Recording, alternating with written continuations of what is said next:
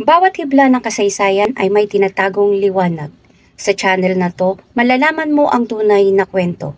Mula sa simula hanggang wakas, ihanda ang sarili sa bagong kaalaman. Panoorin natin ang video ng Mensahero ng Silangan.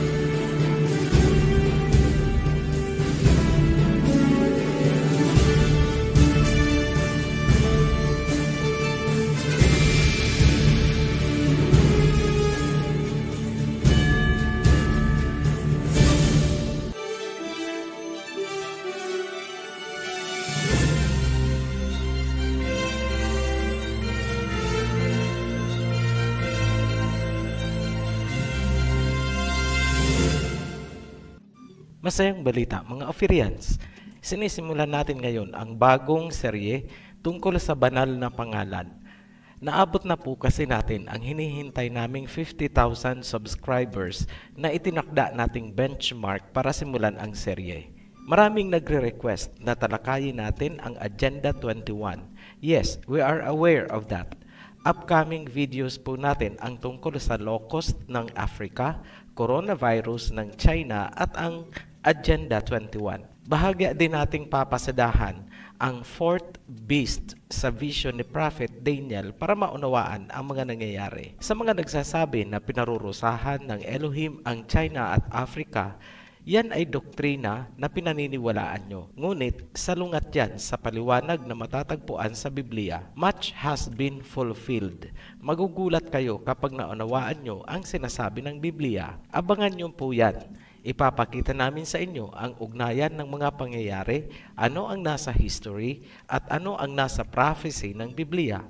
Ano ang nangyayari sa kasalukuyan at ano ang mangyayari sa hinaharap. They are all there in the Bible, vividly described. Hindi lang kasi pinapansin. Minabuti namin na ilabas na muna itong unang video tungkol sa Seal of the Living Elohim o sa tunay na pangalan ng may likha. This calls for an action kasi. Sa mga first-timers, ang video natin ay nakaseries. May mga topic na konektado sa ibang video. Payo namin, sundan nyo ang pagkakasunod-sunod na inilagay namin sa description para hindi kayo malito. Ngayon, bakit natin itinuturo ang Biblia gayong hindi naman tayo relihiyon at hindi rin sekta? Una, walang sinabi sa Biblia at sa Constitution ng Pilipinas na mga authorized religions lang ang pwedeng magsalita tungkol sa Biblia. Huwag kalimutan, mga ordinaryong mangingisda sa tabing dagat nila ay tinawag. Hindi mga doctors of philosophy, theology, divinity, or whatever. Bakit mahalaga na maging particular tayo sa pangalan ng lumikha sa atin?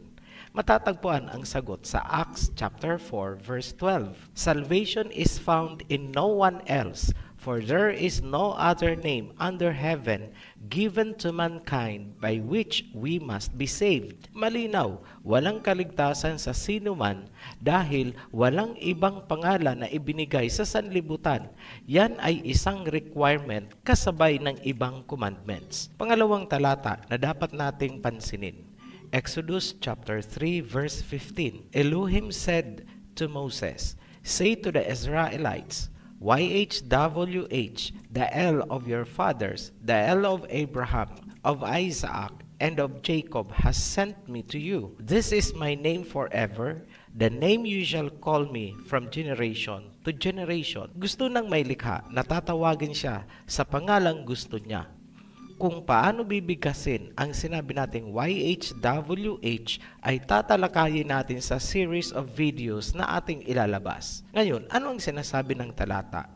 Siya daw ang Elohim ng mga ninuno ni na Abraham, Isaac, and Jacob. Pansinin na ang mga taong binanggit ay mga Shemites, pababa sa mga Hebrews na lahi ni Shem. Hindi nagpakilala ang Elohim sa lahi ni Japheth na tinawag na Gentiles sa Genesis chapter 10. Dahil dyan, gumawa din ng pangalan itong mga Gentiles at ipinasok nila sa Biblia na nakarating sa ating mga Pilipino at sa buong mundo. In short, ang sinasambang pangalan ng mundo at ng mga Pilipino ay isang huwad o peke na pangalan hango sa mga Diyos-Diyosan nitong mga Gentiles. Ang pagsamba o kahit ang pagtawag sa pangalan ng mga Diyos-Diyosan ay mahigpit na ipinagbabawal ng Torah o batas ng Kingdom of Israel. Exodus chapter 23 verse 13. Be careful to do everything I have said to you. Do not invoke the names of other gods. Do not let them be heard on your lips. Pakatandaan daw ang kanyang sinabi, huwag tatawag sa pangalan ng ibang gods o mga Diyos-Diyosan, ni hindi daw dapat marinig sa kanilang mga labi ang pangalan ng mga Diyos-Diyosan. Hindi nagkulang ng paalala ang Biblia.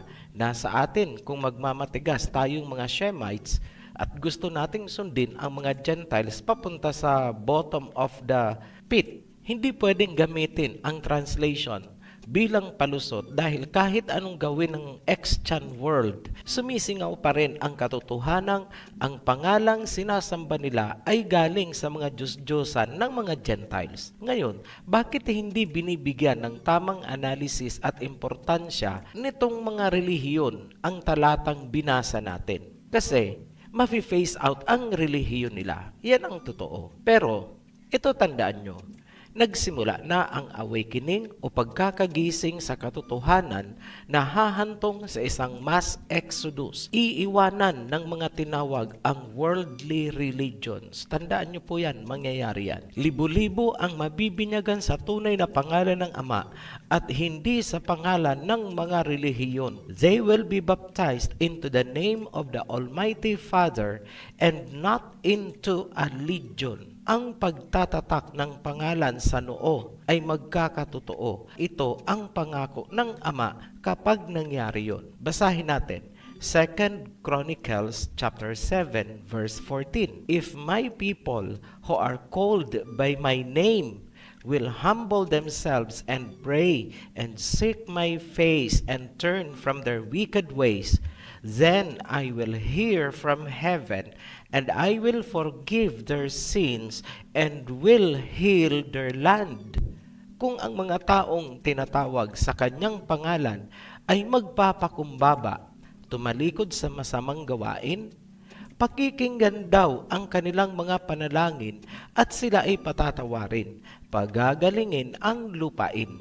Dahil sa pangakong yan, ang mga Hebrews ay talagang mag-stick sa Hebrew name ng may likha. So, makikita natin ang clear-cut na pagkakahati ng mga tao na ikagagalit nitong dragon na may 7 ulo. Matthew chapter 24 verse 9. You will be persecuted and killed because of my name.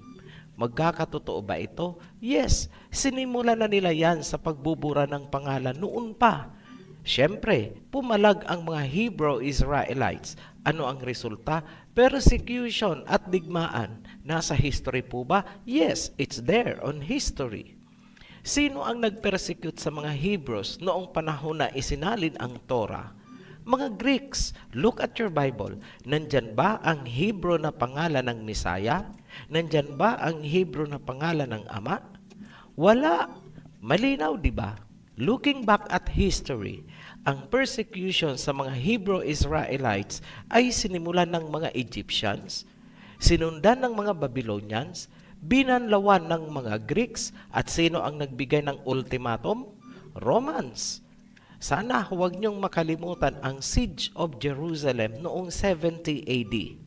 Harapin niyo ang katotohanan. Ngayon, huwag kayong magtuturo ng kung ano-anong bansa sa silangan bilang dragon. Mga Hebrew Shemites po ang nasa silangan.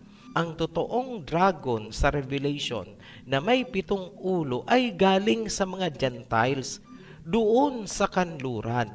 Sila yung mga magpipersecute sa lahi ni Jacob mula pa noon hanggang sa darating na panahon ayon sa Book of Revelation. History at Biblia, iisa ang sinasabi. Huwag niyong paikot-ikutin ang mga tao gamit ang mga doktrinang hugot dito tapal doon.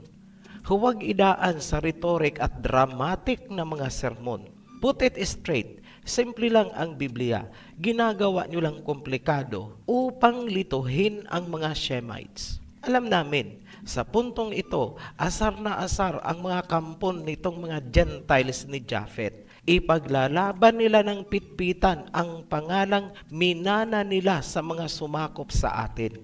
Expected namin yan. Sinabi na yan sa Bible. Hindi lang asar ang ginamit na salita ng Biblia tungkol sa enmity or hatred. Matthew chapter 10 verse 22. You will be hated by all because of my name, but it is the one who has endured to the end who will be saved. Kasusuklaman kayo ng lahat dahil sa pangalan ko. Sino ba ang pinagsabihan ng Misaya na kasusuklaman? Ang mga Hebrew dahil sila ang nakikibaka na ibalik at muling sambahin ang tunay na Hebreyong pangalan ng may likha. Tapos, tinatawag nyo silang Antichrist. Sino ang nabubulagan? Nag-iisip po ba? Maraming ex-Chan religion dyan na nagkiklaim na sila daw ang ipipersecute dahil sa pangalan. Wow! Slow clap. Nahiya naman kami sa inyo.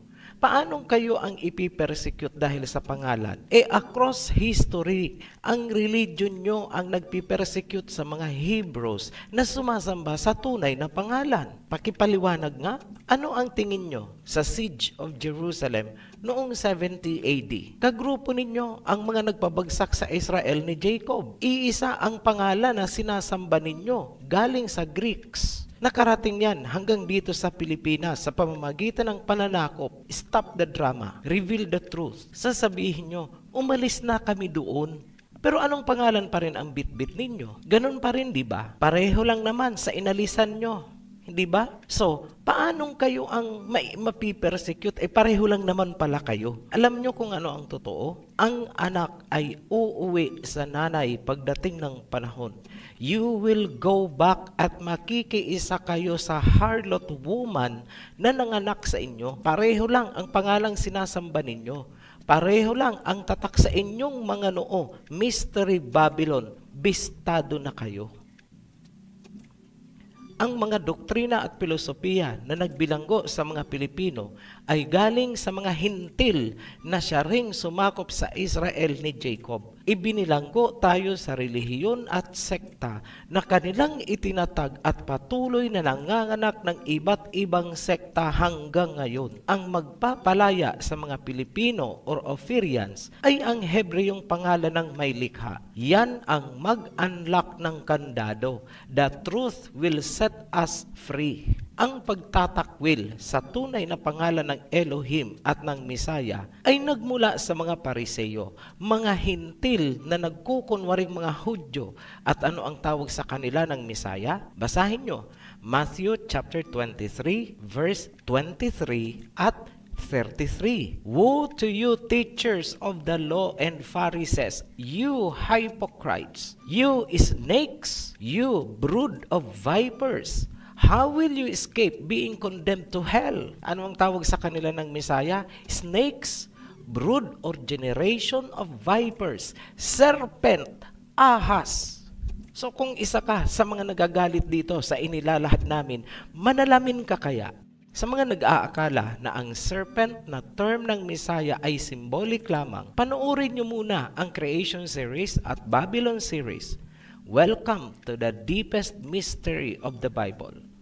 Tandaan nyo na kung ano ang nangyari sa mga Hebreyong lahi ni Peleg, ganun din ang nangyari sa mga Hebreyong lahi ni Joktan dito sa silangan. Napuruhan ang mga Pilipino. Kung ang tawag ng Misaya noon ay Pharisee, ang tawag naman ni Rizal ay mga Damaso. Ngayon, para sa mga nalilito kung ano ba talaga ang pagiging tunay na Pilipino, pakinggan nyo itong mabuti. Pahapyawan natin ang salitang Semitic, Hebrew, Israelites, at Hudyo. Dito lulutang ang kanilang alphabet para maunawaan kung anong klaseng lingwahe meron sila noong sinulat ni Moses ang Biblia. Kung natatandaan, ang Israelites ay nasasakop ng mga Greeks noong isinalin ang Biblia papunta sa Septuagint version mahigit 200 years bago pa man isilang ang Mesaya. Nasa state of resistance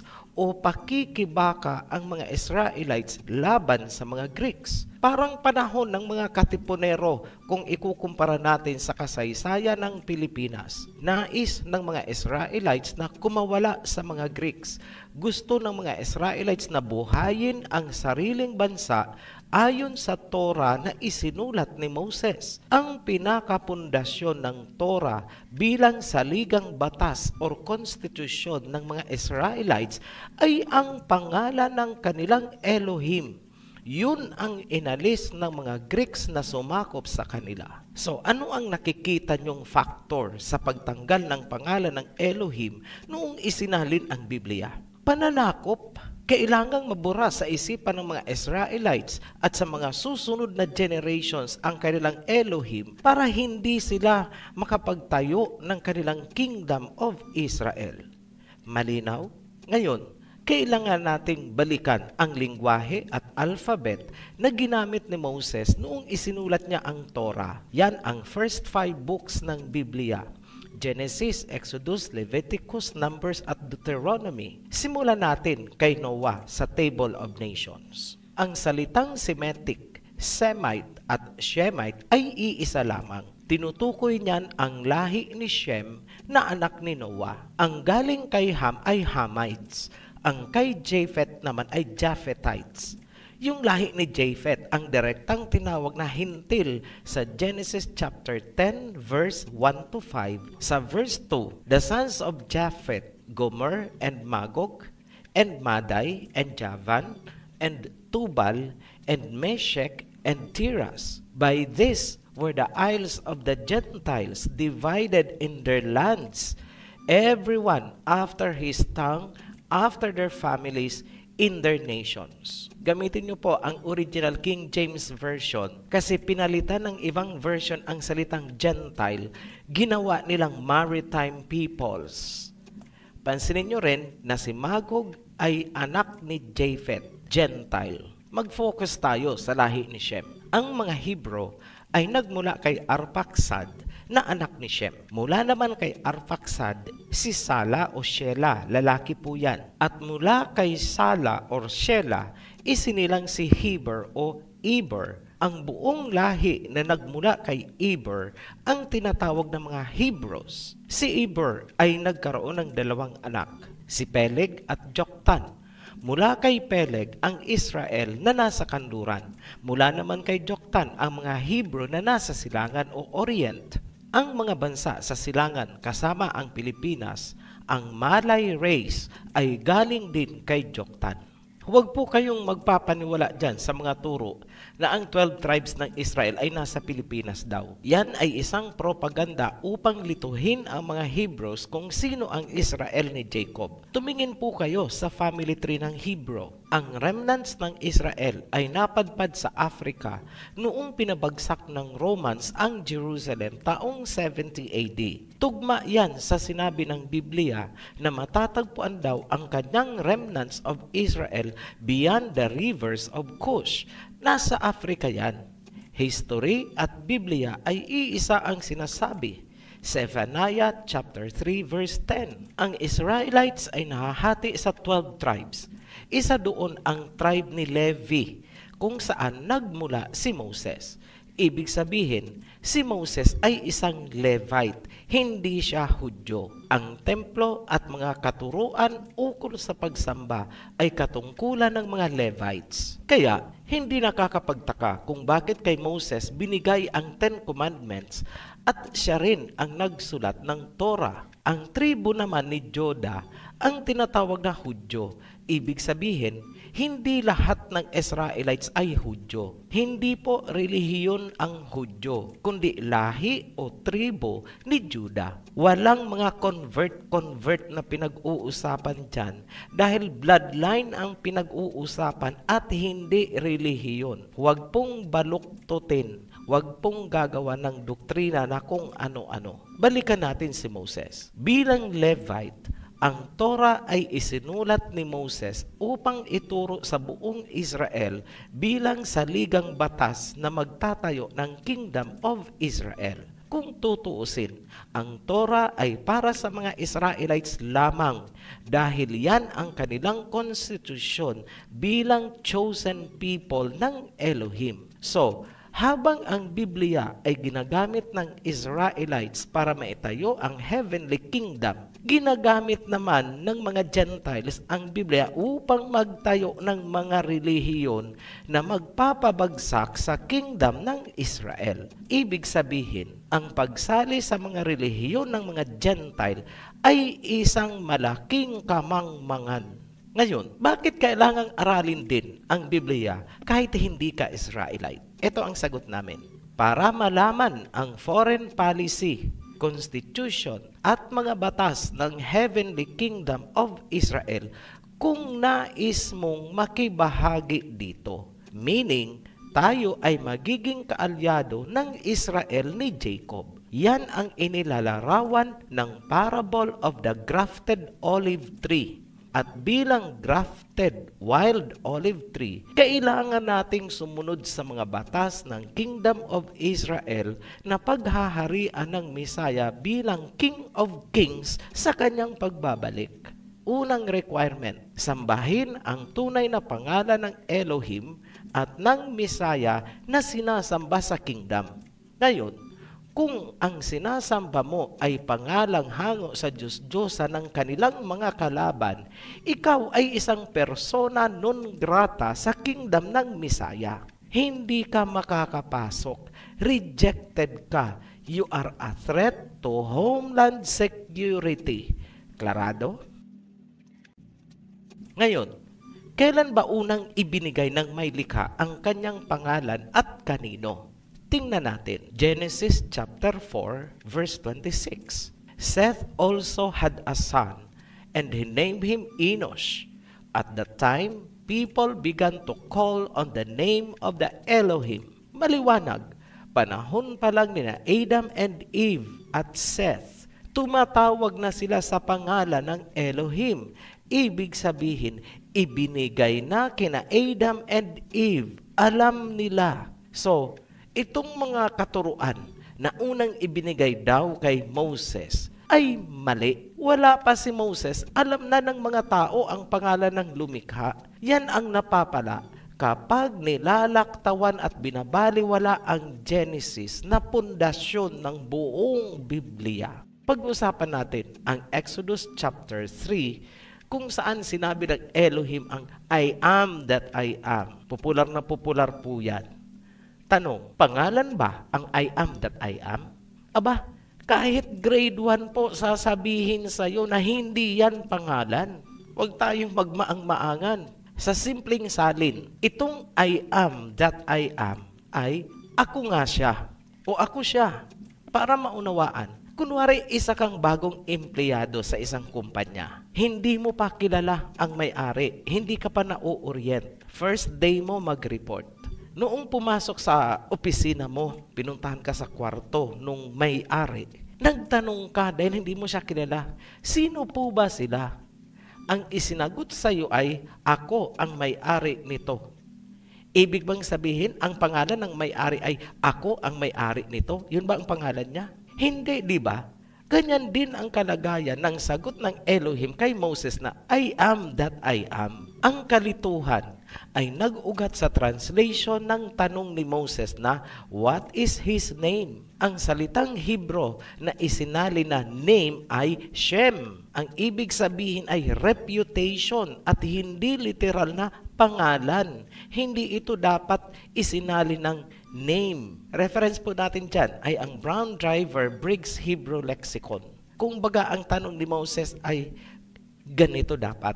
What is your shame? Sa English, what is your reputation? Ngayon, bakit ganun ang tanong ni Moses? Kasi wala siyang alam tungkol sa background ng Elohim ng Israel. Kung natatandaan nyo, lumaki si Moses sa Egypt sa palasyo ng prinsesang nakapulot sa kanya mula sa ilog. Malinaw na ang I am that I am ay hindi pangalan, kundi paglalarawan ng Elohim kung ano siya at ang kanyang reputation para maunawaan ni Moses. Ituloy natin ang pagpapakilala ng Elohim kay Moses. Basahin natin ayon sa pagkakatranslate, hindi po natin babaguhin. Pansinin mabuti ang sagot sa tanong ni Moses na, what is his name? Verse 15, God also said to Moses, say to the Israelites, the Lord, the God of your fathers, the God of Abraham, the God of Isaac, and the God of Jacob has sent me to you. This is my name forever, the name you shall call me from generation to generation. Ngayon, pansinin nyo ang translation na yan. Say to the Israelites, the Lord, the God of your fathers. Hindi ba't ang Lord at God ay parehong title at hindi pangalan? Redundancy of titles ang ipinalit ng mga Greek translators sa pangalan ng may likha. Supposedly, ganito kung susundin natin ang tama. Gamitin natin temporary ang YHWH. Say to the Israelites, YHWH, the Elohim of your fathers.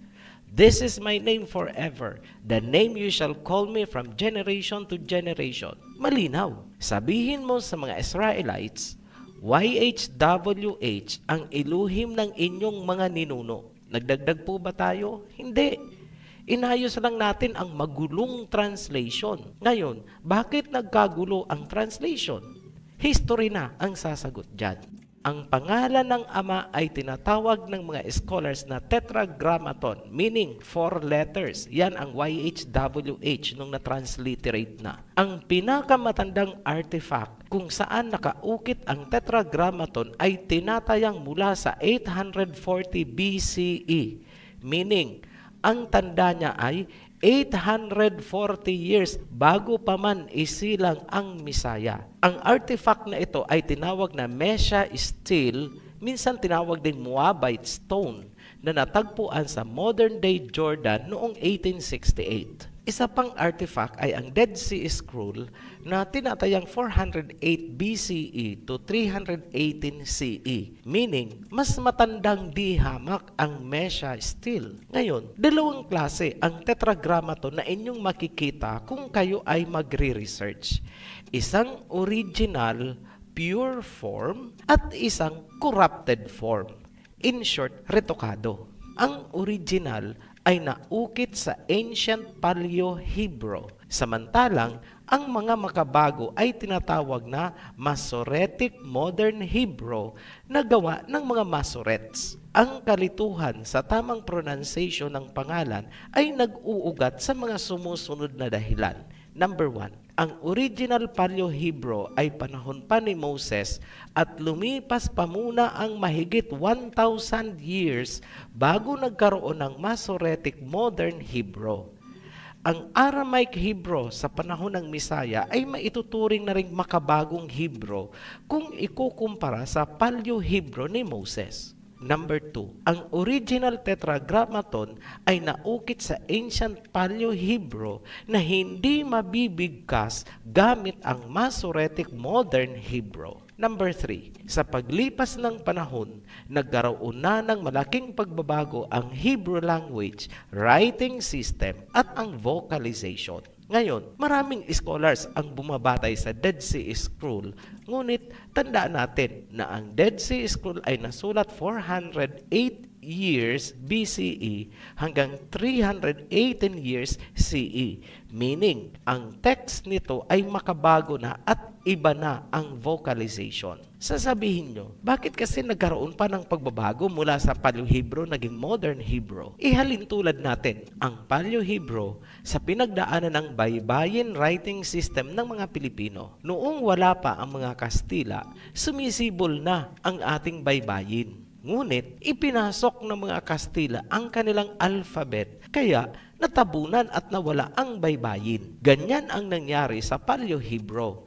Ang naiiba lang, Greek ang pumasok sa Israel at hindi mga Kastila. Yan lang ang pinagkaiba. Ayon sa mga scholars noon, hindi daw mapopronounce ang pangalan ng Elohim kasi wala daw itong vowels. Sa Tagalog, patinig. Pairali natin ang common sense. Maniniwala ka na hindi napopronounce pero naisulat at ginagamit ni Moses? Merong vowel. Hindi lang nila alam dahil Masoretic Hebrew na nga ang kanilang nakagisnan. Ito mga nag-i-interpret. Sa madaling salita, nakurap ng colonization yung heritage writing system ng Paleo-Hebrew. Mautak talaga itong mga serpent seeds. Tagumpay nilang nabura ang pangalan ng Elohim at ng Messiah at hindi na malalaman ng susunod na generations of Israelites. Ngunit, gaya ng sinabi ng may likha, ang kanyang pangalan ay memorial from generation to generation. Hindi yan mababali. Kung kaya, pakalipas ng mahigit 3,000 years, na-decode ang Paleo-Hebrew. Sa ngayon, muling itinatayo ang bantayog na pangalan ng ating may likha. Itutuloy natin ang pagtatalakay niyan sa mga susunod na video. Muli po kaming nagpapasalamat sa mga patuloy na nakatutok at nagsusubaybay sa ating channel. Sa ating new subscribers, welcome home to Oferian Heritage. At para sa lahat, be blessed. Tunay ngang maraming dapat muling tuklasin kung kayo'y natuto o naliwanagan. Pakisuportahan ang ating gawain sa pamamagitan ng pag-like at pag-subscribe. Muli, maraming salamat sa panunood. Kita-kits sa susunod na video ng Mensahero ng Silangan.